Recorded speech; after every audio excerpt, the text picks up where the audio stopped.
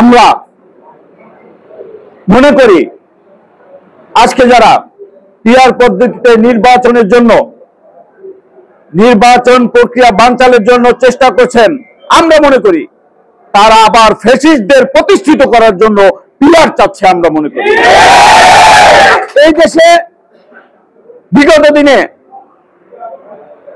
আমরা যেভাবে ভোট দিয়েছি সঠিক সুন্দরভাবে স্বচ্ছ প্রক্রিয়ায় আমরা সেই ভোটে আবার মানুষের ম্যান্ডেট নিয়ে যারা নির্বাচিত হবে তাদেরকেই সরকারে বসবে, আমরা তাদেরকেই মেনে নিব।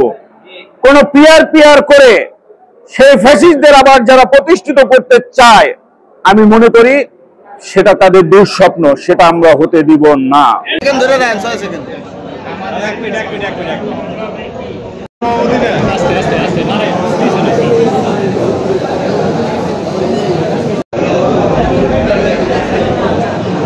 ভাই 6 সেকেন্ড।